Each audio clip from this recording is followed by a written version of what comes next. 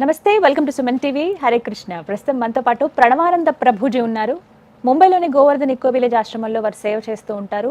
వివిధ మాధ్యమాల్లో వారు శ్రీకృష్ణ భగవానుడి గురించి, అలాగే మనందరికీ ఇన్స్పైరింగ్గా ఎన్నో మాటలు చెప్తూ ఉంటారు. ఇందులో భాగంగా వారు సుమన్ టీవీ స్టూడియోకి విచ్చేశారు.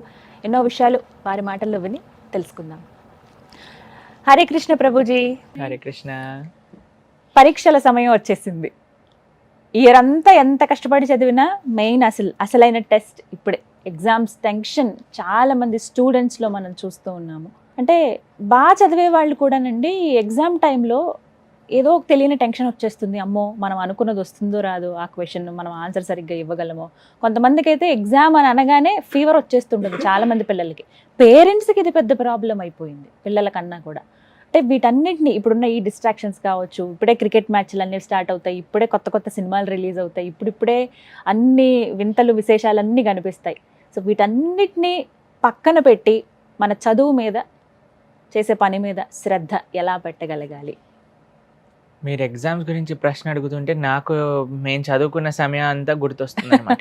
మేము ఇంజనీరింగ్లో క్లాస్ ఎగ్జామ్ హాల్ లోపలికి వెళ్ళే ముందు వరకు ఆ పుస్తకం ఇలా ఇలా చదువుకొని అలా ఒక అడుగు లోపలేసి పుస్తకం బయట పెట్టి వెళ్ళేవాళ్ళం అనమాట. కాబట్టి అది ఒక ప్రపంచం అనుకోండి అసలు ఎగ్జామ్స్ అంటే. మాకు కూడా భయమే ఎగ్జామ్ అంటే.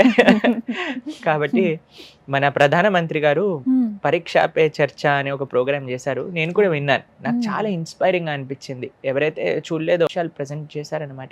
నిజంగా ఒక చిన్న పిల్లల గురించి కూడా ఆలోచిస్తున్నారు అనేది చాలా గొప్ప విషయం అని చెప్పాలి, నిజంగా చెప్పాలి అంటే. అయితే పరీక్ష అనేది ఇట్ ఈస్ ఇన్ఎవిటబుల్ జీవితంలో. ఎలా అయితే స్కూల్లో పరీక్ష ఉంటుందో ప్రతి ఒక్కళ్ళ జీవితంలో కూడా మాటికి పరీక్ష వస్తూనే ఉంటుంది. డైలీ స్లిప్ టెస్ట్లు అంటారు, తర్వాత యూనిట్ టెస్ట్లు అంటారు, తర్వాత క్వార్టర్లీ, హాఫ్ ఇయర్లీ, ఫైనల్. అలానే మన జీవితంలో కూడా పరీక్షలు వస్తూ ఉంటాయి. ఇలా పరీక్ష వచ్చి మనం ఏ ఎగ్జామ్ అయినా, ఇంకా ఈ ఎగ్జామ్ పాస్ అవ్వని ఎగ్జామ్ అనేదని ఉంటుందా అండి? మన కష్టం బట్టి ఉంటుంది మనం పాస్ అవుతామా, ఉత్తీర్ణులు అవుతామా అని. ఏ ప్రశ్నలు తయారు చేసేవాడు అందరూ ఫెయిల్ అయిపోవాలి అని తయారు చేయరు. ఇది జీవిత సత్యం అండి. ఇదే జీవితంలో కూడా ఎలాంటి కష్టం వచ్చినా సరే దానికి సొల్యూషన్ ఉంది. నువ్వు ఉపయోగించాలి, మన బ్రెయిన్ని మనం యూజ్ చేయాలి, మన దృఢ నిశ్చయం ఉండాలి, మన సంకల్పం ఉండాలి, మన సాధన ఉండాలి. అన్నిటికంటే పెద్ద టెస్ట్ ఏంటో తెలుసా? డెత్, చనిపోయే క్షణం. ఆ క్షణం మనకి ఏం గుర్తొస్తుంది, మనకి ఏ డిజైర్స్ ఉన్నాయి, అది అన్నిటికంటే పెద్దదనమాట. కాబట్టి మనం జీవితాంతం చేసే సాధన ఆ రోజుకి మనకి ఫలితాన్ని ఇస్తుంది అనమాట. కాబట్టి మనకి ఎగ్జామ్ అంటే మేము ఈ విషయాల్ని అంత దృఢంగా చెప్పలేము. ఎందుకో తెలుసా అండి, మేము కూడా ఫస్ట్ నుంచి చదువుకునే వాళ్ళం కాదనమాట. లాస్ట్ మూమెంట్లో చదువుకునే వ్యక్తిత్వం కలవాళ్ళం. కాబట్టి ముందే చెప్తున్నాను, నేను మీకు మంచి అడ్వైజ్ ఇస్తున్నా. మేమైతే ఫాలో అవ్వకపోయినా సరే మీకు చెప్తున్నాను అనమాట. కానీ ఫస్ట్ నుంచి చదువుకోవాలి అని, అది చాలా మంచి విషయం. మనకి లాస్ట్ మూమెంట్లో యాంగ్జైటీ, స్ట్రెస్ ఇవన్నీ రాకుండా ఉండడానికి కోసమే. కానీ ఎలాగ చదివేసేయండి, డోంట్ టేక్ ఎనీ స్ట్రెస్. ఎందుకంటే ఇది మాకు చెప్పేవాళ్ళు ఏం చెప్పేవాళ్ళు తెలుసా అండి, 10th చాలా చదువుకో, బాగా రాసేసే బోర్డ్ ఎగ్జామ్స్, ఇంకా మొత్తం హ్యాపీగా ఉండొచ్చు అని. దాని తర్వాత మళ్ళీ ఇంటర్ బోర్డ్ ఎగ్జామ్స్, దాని తర్వాత సెకండ్ ఇయర్ బోర్డ్ ఎగ్జామ్స్, దాని తర్వాత ఇంజనీరింగ్ ఎంట్రన్స్ టెస్ట్, దాని తర్వాత ఇంజనీరింగ్లో అయితే ప్రతి సెమిస్టర్, దాని తర్వాత ప్లేస్మెంట్, అవి ఇవి. జీవితంలో పరీక్షలు ఆగవు, మీరు దాన్ని డైజెస్ట్ చేసుకోవాలి. నా జీవితం పరీక్షలతో కాబట్టి we just have to digest this fact. దాని స్ట్రెస్ ఏ విధంగా తీసుకోవాలి అంటే, it should be an healthy competition అని. మాకు చాలా గుర్తుంది, మా క్లాస్లో ఒకసారి ఎగ్జామ్ పేపర్స్ రిజల్ట్ అనౌన్స్ చేస్తున్నారనమాట. అయితే పలానా వ్యక్తికి 90 మార్కులు వచ్చాయి, పలానా వ్యక్తికి 95 వచ్చాయి, ఈవిడికి ఇన్ని మార్కులు వచ్చాయి.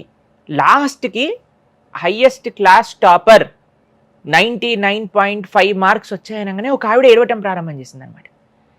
టీచర్ అడిగింది, ఎందుకు ఏడుస్తున్నావు అంటే, నీకు 99 వచ్చాయి కదా, తక్కువ రాలేదు కదా అంటే, ఆయనకు నాకంటే ఎక్కువ వచ్చాయి. Oh my god. ఇంకా గుర్తుంది మాకు, వేరే వాళ్ళకి ఎక్కువ మార్కులు వచ్చాయని బాధపడారనమాట. అలాంటి వ్యక్తిత్వం ఉండకూడదు మనకి. We should try our best. ఒక సూత్రం చెప్తాను, try your best and leave the rest to Krishna. ఈ రెండు మనకు అవసరం. అందుకే కదండి ఎగ్జామ్లు అవే ముందు అందరు గుళ్ళకి హాల్ టికెట్లు పెన్నులు తీసుకొని పూజ చేయించి, ఆ పూజ చేయించిన హాల్ టికెట్ పెన్ను పట్టుకొని వెళ్తూ ఉన్నాం. మేము కూడా అలా చేసాం అనమాట. కాబట్టి మనకి try your best, work hard. మీరు అంటారు డిస్ట్రాక్షన్స్. ఇప్పుడు చూడండి, కొద్దిసేపు మనం టాలరేట్ చేసుకోవాలి. ఆ డిస్ట్రాక్షన్ టాలరేట్ చేసుకుంటేనే you should think about the higher reality. ఇప్పుడు నేను ఎగ్జామ్ పాస్ అయ్యి మంచి మార్కులు తెచ్చుకుంటే ఎంత మంచి ఫ్యూచర్ మనకు ఉంటుంది, పేరెంట్స్కి ఎంత గౌరవం. మనం ఫస్ట్ యాంగ్జైటీ ఫ్రీగా ఉంటాం. అదే ఫెయిల్ అయిపోయారనుకోండి, తక్కువ మార్కులు వచ్చాయనుకో, మళ్ళీ ఇంప్రూవ్మెంట్స్ రాసుకోవాలి, మళ్ళీ ఎరియర్ రాసుకోవాలి, అవి ఇవి ఎంత పెద్ద తతంగం.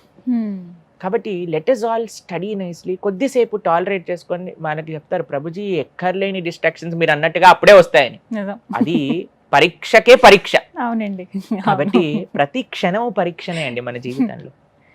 కానీ ఒక విషయం చెప్తానండి, మార్కులు తక్కువ వస్తే జీవితంలో మీరు ఫెయిల్ అయిపోయినట్టు కాదు, ఎగ్జామ్లో ఫెయిల్ అయ్యారు అంతే, గుర్తుపెట్టుకోండి. పేరెంట్స్ కూడా ఎంత ప్రెషర్ ఇచ్చేస్తున్నారంటే, మార్కులు పోతే ఇంకా జీవితంలో వాడు దేనికి పనికిరాని వ్యక్తిగా వాళ్ళని పోర్ట్రే చేస్తున్నారు. అప్పుడు పిల్లలందరూ కూడా ఆత్మహత్య తీసుకునే అంత దూరానికి వెళ్ళిపోతున్నారు. కాబట్టి పెద్దలకి ఒక విషయం చెప్తున్నాను, కంపారిజన్స్ చేయకండి. మీరు ఒక ఇలా అన్నాను అనుకోండి, నేను ఏనుగు రోజుకి ఇంత తిరుగుతుంది నువ్వెందుకు తినట్లేదు అని అంటే ఏం కంపారిజన్ అండి? చేప ఎంత ఫాస్ట్గా సముద్రంలో ఈదుతుంది, చిరుతపులు ఎందుకు ఈదట్లేదు అని అంటే ఏం కంపారిజన్ అండి? దాని తత్వం వేరు, దీని తత్వం వేరు. కానీ మనము ఒక ఎగ్జామ్ అనే వ్యవస్థ ఎలా తయారు చేసేసామంటే, ఏనుగైనా చిరుతపులైనా పామైనా ఒక పక్షి అయినా అందరూ ఒకటే పరీక్ష రాయాలన్నమాట. అది ప్రపంచ విధానం. రెండు ఉన్నాయి, కష్టపడి చదువుకోనైనా అవ్వాలి, లేదా విధానమైనా చేంజ్ చేయాలి. విధానం చేంజ్ చేసే శక్తి మన దగ్గర లేదు కాబట్టి కష్టపడి చదువుకోవాలి. కానీ పేరెంట్స్ అనవసరంగా స్ట్రెస్, ఇదే పరమార్థం, జీవిత లక్ష్యం ఎగ్జామ్లో ఉత్తీర్ణత అవ్వటము, అలా కాదండి. మీ పిల్లల్ని ఎంకరేజ్ చేయండి. What ever they want to do, what ever they wish to do whole heartedly, వాళ్ళ టాలెంట్స్ని మీరు రికగ్నైజ్ చేయండి.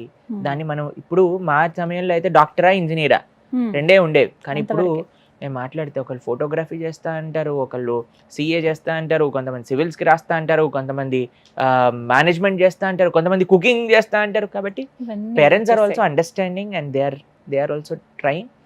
కానీ ఒక విషయం చెప్తానండి, చాలామంది పేరెంట్స్ యొక్క భయం ఏంటో తెలుసా? ప్రభుజీ వీడిలా చేయాలనుకుంటున్నారు కానీ ఎలా, ఒకవేళ అది అవ్వకపోతే ఎలా? కానీ నిజంగా తల్లిదండ్రుల నుంచి కూడా మనం ఆలోచించాల్సిన విషయమే కదండి. వాళ్ళు ఎందుకోసం బాధపడుతున్నారు? పిల్లలు బాగుండాలి చిట్ట చివరికి.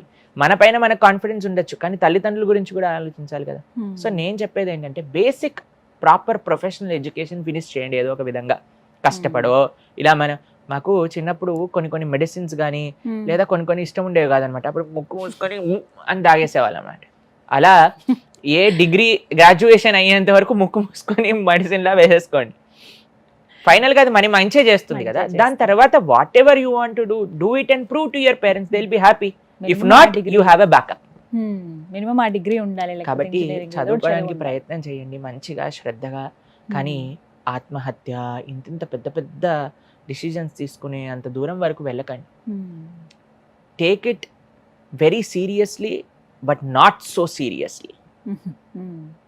కాబట్టి ఎలా అయితే ఒక ఎగ్జామ్లో ఫెయిల్ అయితే మళ్ళీ మనం రాసుకోవచ్చు, ఎగ్జామ్లో తక్కువ మార్కులు వస్తే ఎలా అయితే మనం ఇంప్రూవ్మెంట్ చేసుకోవచ్చు, అలానే మన జీవితం కూడా. There is a chance, there is an opportunity for everyone to rectify mistakes and repent sincerely and try not to commit the mistake again and lead a good life. కాబట్టి ఎగ్జామ్ నుంచి మనం నేర్చుకోవాల్సిన lesson ఇదన్నమాట. కష్టపడాలి, కష్టపడకపోతే తన్నులు తింటే మళ్ళీ మనం పైకి లేవచ్చు. There is no end. ఎగ్జామ్స్కి ఎలా అయితే ఎండ్ లేదో జీవితంలో, అలానే మన ఇంప్రూవ్మెంట్స్కి కూడా ఎండ్ లేదు. కాబట్టి చాలా పిల్లలందరికీ, ముఖ్యంగా 10th చదివే పిల్లలు, 10th తర్వాత ఇంటర్ చేసే వాళ్ళు ఎలా ఉన్నా మన మాటలు వినలేండి. కానీ 10th వరకు పిల్లలు కొద్దిగైనా వినయంగా ఉంటారు. కాబట్టి మీరు ప్రధానమంత్రి ఇచ్చిన ఆ వాక్కుల్ని తప్పకుండా శ్రవణం చేయండి. వెరీ మెచ్యూర్గా ఆయన చాలా విషయాలు ప్రజెంట్ చేశారు. కాబట్టి ఇప్పుడు ఈ జనరేషన్స్ పిల్లలు మేము ఇంజనీరింగ్ కంప్లీట్ చేసింది 2017లో. కాబట్టి ఇప్పుడు నేను చెప్పే విషయాలు రిలేటబుల్గా ఉంటాయో లేవో కూడా మాకు తెలియదు, ఎందుకంటే I think it's generation change అని మేము అనుకుంటున్నాం. But still I wish you all the very best.